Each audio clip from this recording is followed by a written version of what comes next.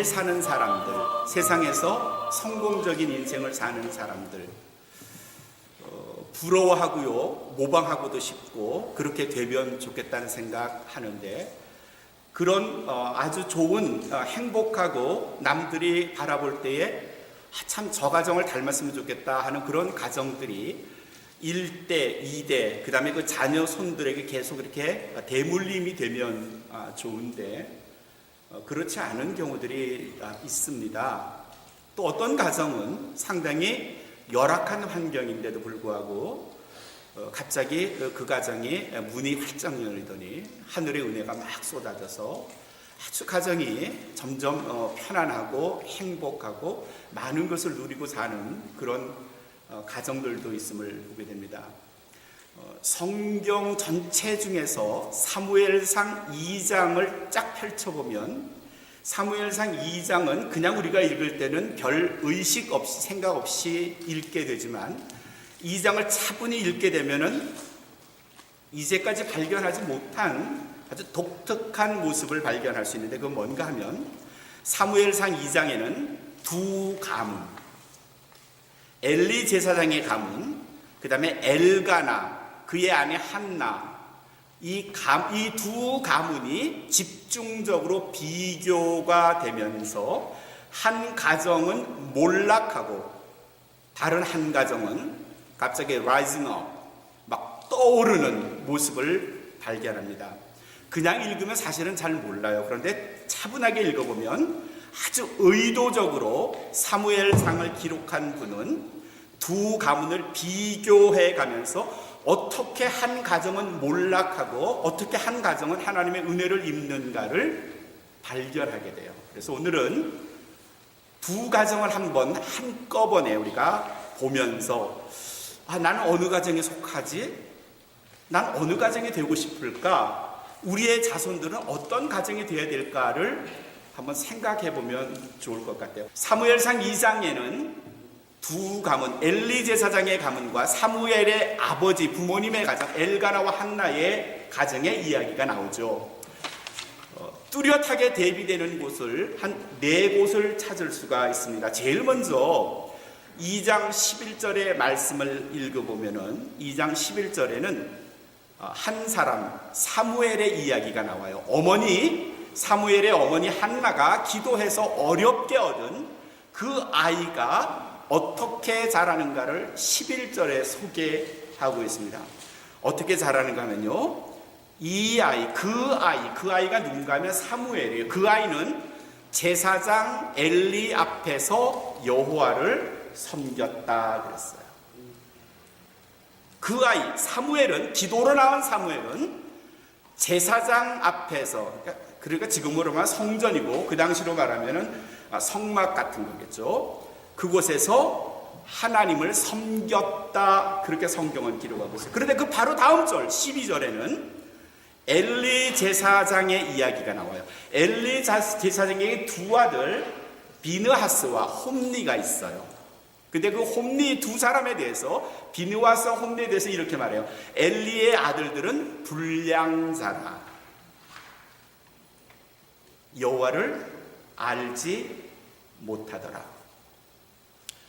고대의 제사장 가문은요, 할아버지가 제사장이면 아들도 제사장이고 손자도 당연히 제사장이 돼야 되고 증손자도 크면 제사장을 물려받게 돼 있어요. 승계하게 돼 있어요. 아버지 엘리 제사장의 나이가 이때가 90세가 넘었거든요. 그러면 그 아들 비느하스와 홈리도 당연히 한 60세쯤은 됐겠다 생각이 들어요. 그러면 그 두 사람의 직업이 뭔가 하면 제사장이에요. 엘리 아들들의 직업이 제사장인데 그 제사장 두 아들에 대한 성서적 평가가 뭔가 하면 엘리의 아들들은 불량자라, 여호와를 알지 못했다. 아니 제사장이 불량자고 여호와를 몰랐다고?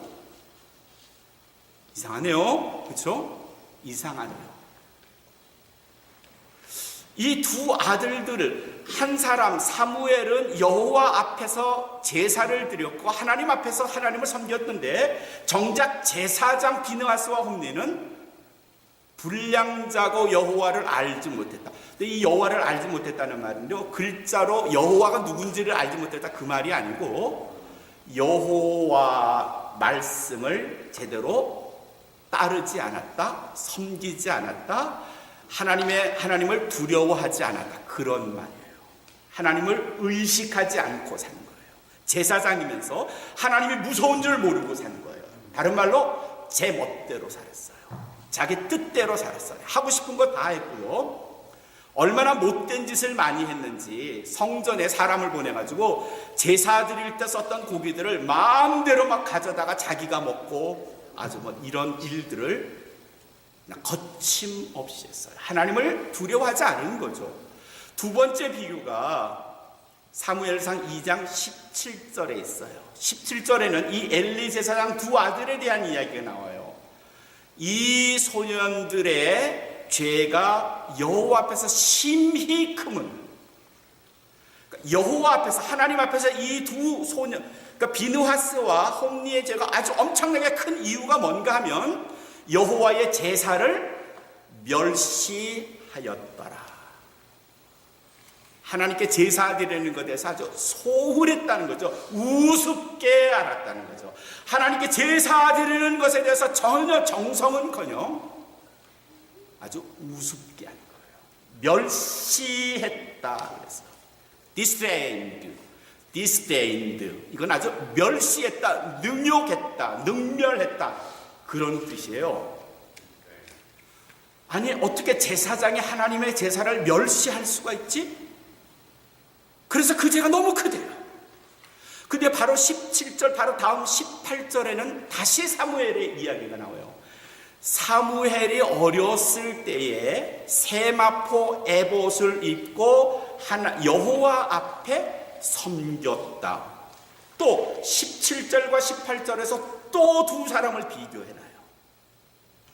정작 제사장은 하나님께 정성을 다해 제사를 드려야 할 제사장은 하나님의 제사를 우습게 알았고 멸시했는데, 어린 사무엘은 자랄 때부터 하나님께서 입으라 하신 세마포 에봇, 제사장이 입어야 할 옷이에요.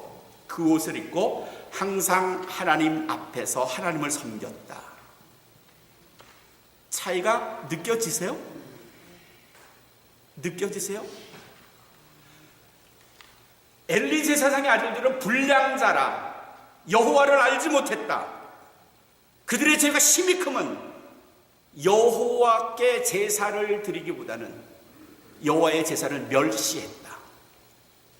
그런데 사무엘의 이야기가 11절에서부터 나오는데, 11절에서 보면 그가 하나님께 섬겼다. 18절에서는 제사장 복을 입고 또 하나님 앞에서 하나님을 섬겼다, 이렇게 되고 있어요.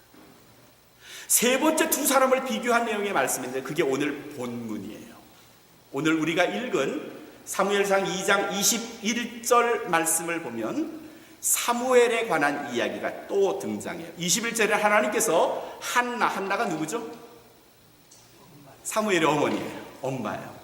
어머니를 권고했다는 말은 생각하사, 기억하사, 그런 뜻인데, 이걸 다른 말로도 순화해서 표현하면 축복하사, 그런 뜻이죠. 하나님께서 한나를 축복하셔서 한나가 어렵게 사무엘 아들 하나만 낳았는데 그 후에 아들 셋을 더 낳게 해주셨고 딸 둘까지 덤으로 주셨다 그랬어요. 그 21절 끝마당에 어떤 기록이 있는가 하면 어린 사무엘은 여호와 앞에서 자랐다. 근데 이 한국말이 조금 저는 부족하다는 생각이 들어요.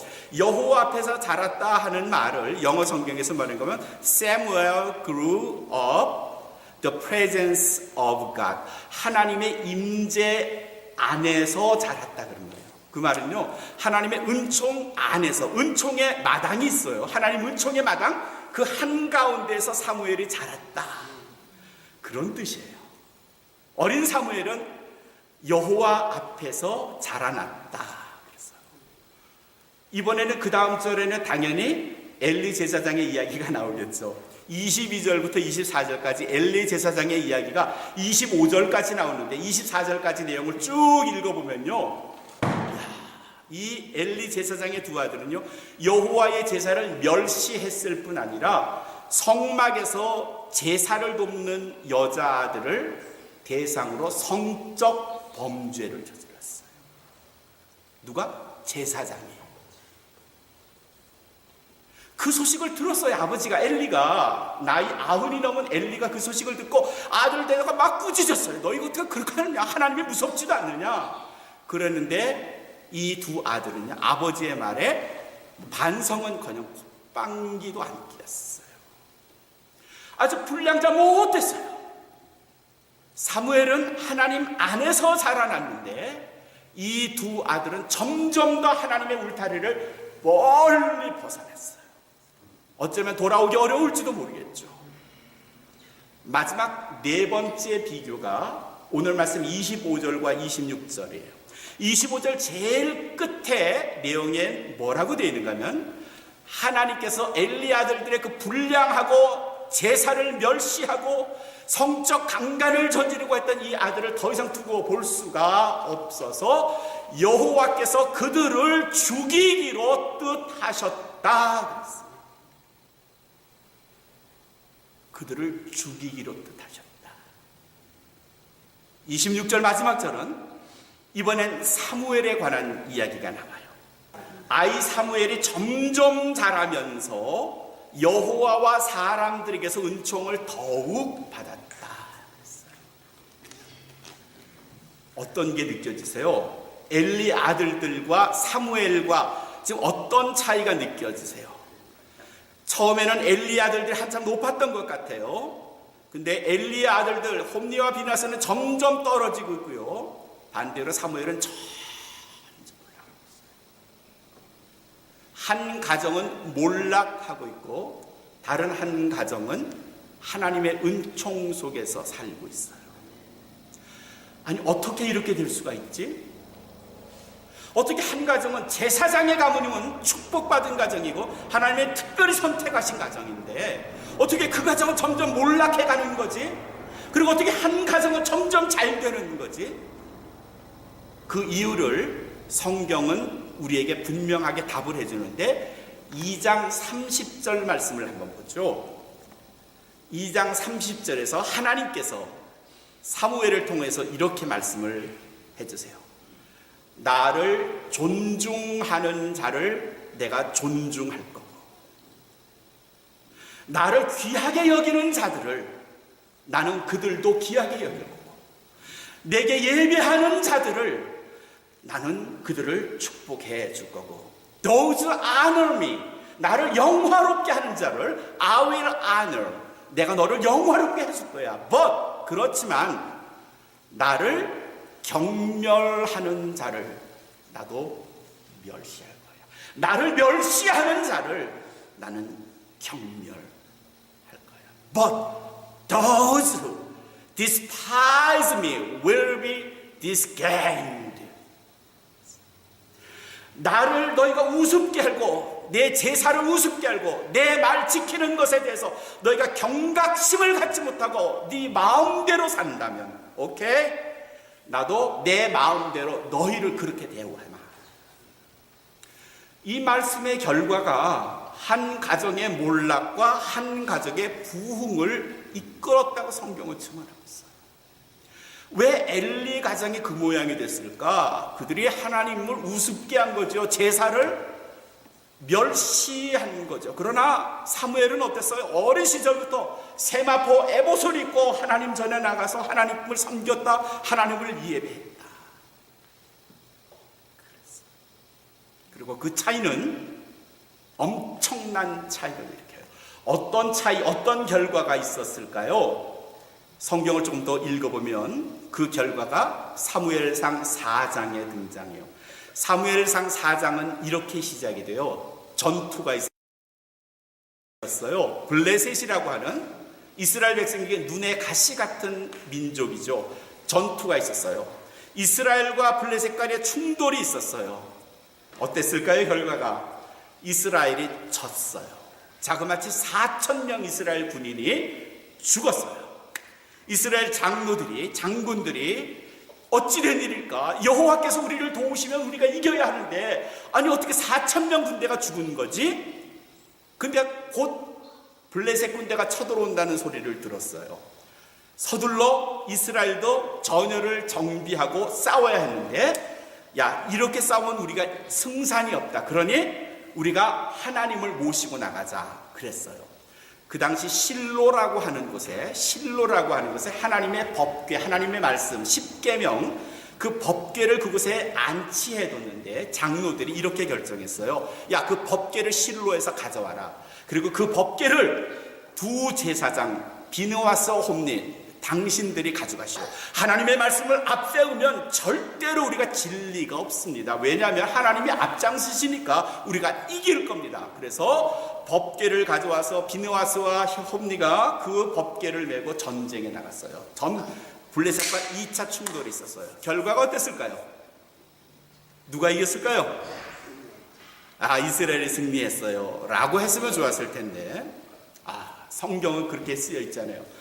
사무엘상 4장 19절 이하의 그 밑에 말씀을 읽어보면 블레셋이 이스라엘 군대 3만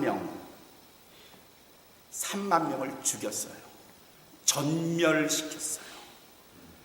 돌판을 하나님의 법궤를 메고 갔던 홈리와 비느하스는 어떻게 됐을까요? 설마 하나님의 법궤를 맸는데 죽기까지 했겠어요? 죄송합니다. 죽었어요. 두 사람도 한꺼번에 죽었어요. 엘리 제사장이 사랑하는 두 아들이 한꺼번에 한날 한시에 죽었어요. 그럼 법궤는 어떻게 됐을까요? 뺏겼어요. 블레셋 군대가 하나님의 법궤를 가지고 자기들 땅으로 도망을 갔어요. 3만 명 군대가 죽은 것도 심각한 일이지만 이스라엘 진영에서는 하나님의 법궤를 빼앗긴 건 도무지 상상할 수 없는 결과가 벌어진 거예요. 이스라엘이 그런 어려움을 당했을 때 엘리의 가정은 어땠을까요? 엘리 제사장의 나이가 98살 때 일어났던 일이에요. 엘리 제사장, 98세 엘리 제사장이 높은 의자에 앉아서 팔짱을 깨고 이제나 저제나 전투에서 우리 이스라엘이 이겼다는 승전 소식을 기다리느라고 졸면서 먼 산을 바라보면서 했는데 저쪽에서 한 사람이 먼지를 날리면서 뛰어오고 있어요. 숨을 헐떡거리면서 뛰어왔어요. 그리고 엘리 제사장 앞에서 퍼쩍 엎드렸어요. 제사장이 물었겠죠. 어떻게 됐어? 제사장님, 전멸했습니다. 내 아들은 홈리와 비느하스도 죽었습니다. 하나님의 법궤는 빼앗겼습니다. 이 소식에 엘리 제사장이 높은 의자에 앉았다가 뒤로 자빠졌어요. 목이 꺾이면서 즉사했어요. 두 아들이 죽었고 아버지가 죽은 거예요. 비느하스와 홈리의 아내 중에서 비느하스의 아내가 임신을 했는데 남편의 전사 소식을 듣고 갑자기 배가 아팠어요. 출산을 했어요. 비극이 계속된 겁니다. 하나님께서 예언하신 대로 엘리 제사장 너희의 가문은 앞으로 노인은 없을 거야. 대가 끊어질 거야. 너희 가문 중에서 누구도 제사장이 될 수는 없을 거야. 그 하나님의 예언이 두 아들과 아버지가 함께 죽음으로 비느하스의 아내가 조산함으로 이루어졌다는 사실을 성경은 우리에게 증언하고 있어요. 그런데 사무엘은 어땠을까요?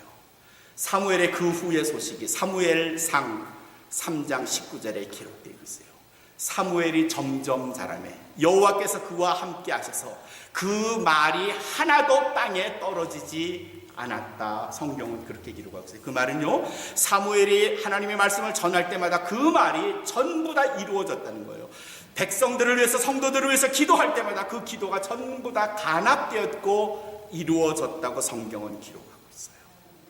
한 가정의 몰락 끝과 한 가정의 정점을 우리는 한꺼번에 사무엘상 2장, 3장, 4장을 통해서 볼 수 있어요. 어떻게 이런 일이 일어났죠? 어떻게 이런 일이 일어났죠? 우리는 그 정답을 말씀드린 대로 사무엘상 2장 30절에서 찾았어요. 하나님을 존중히 여기는 자는 존중함을 받는데 하나님을 경멸하는 자는 하나님으로부터 멸시천대를 받고요, 감당할 수 없는 아픔을 당하게 돼요. 우리는 두 가정을 놓고 보면서 이제 나를 그 안에 집어넣어 봐야 할 거예요. 나는 어느 쪽이지? 나는 어느 쪽에 속했을까? 나는 하나님을 존중하나? 그래, 하나님은 존중하지. 뭐 내 이웃 사람들이야, 뭐 내가 뭐 알 바는 아니지만, 그렇게 생각하세요? 그럼 아니죠. 하나님을 존중한다면 나와 함께 거하는 사람, 내 가족, 또 내 옆에 사는 사람, 나와 함께 일하는 사람, 내가 밥 먹고 나면 내 식탁을 치우는 멕시칸이라도 존중해 주는 것, 그게 하나님을 존중하는 거죠. 그렇게 존중하면 하나님께서 I will honor you, 내가 너를 존중해 줄게. 그러나 but those despite me, 너희가 나를 경멸한다면 you will be disdained, 너도 멸시를 받을 걸. 이게 하나님의 말씀이죠. 예수님께서 수가성을 지나시다가 수가성에 물깃는 한 여인을 만나셨고요, 그 여인에게 예배에 대해서, 하나님이 찾으시는 사람에 대해서 말씀을 주셨어요. 요한복음 4장 23절의 말씀이죠. 아버지께서는 참으로 예배하는 자를 찾으시는데, 어떤 예배자를 찾으시는가 하면요, 신령과 진정으로 예배하는 사람. 그 말은 주일날만 와서 예배하는 시간에만 거룩한 척 하는 게 아니고 그냥 모든 삶에서 항상 그리스도의 모습을 드러내는 사람들, 누구를 만나더라도, 누구와 이야기를 하더라도 마치 예수님을 본 것 같이 착각이 들 정도로 그리스도의 성품을 가진 그 사람, 신령과 진정으로 예배하는 자를 찾으신대요. 하나님께서는요, 우리 아버지께서는요, 참으로 이런 사람을 찾으시는데, 어떤 사람을 찾으시는가 하면 신령과 진정으로 예배하는 자를 찾으신대. 다른 말로 바꾸면요, 신령과 진정으로 세상을 살아가는 사람들을 찾으신대요. 그리고 오늘 말씀에 업된 사람 사무엘은 바로 이런 대표적인 사람이죠. 모든 사람을 존중했고요, 하나님 앞에서 겸손했고요, 예배를 소중하게 생각했고요. 그러나 몰락한 가문 엘리의 가정은 불량자였고요, 하나님을 알지 못했고요, 하나님 앞에서 제사 드리는 거 우습게 알았고요, 자기 밑에 수종드는 여인이라고 성적 욕구의 대상으로 삼았고요.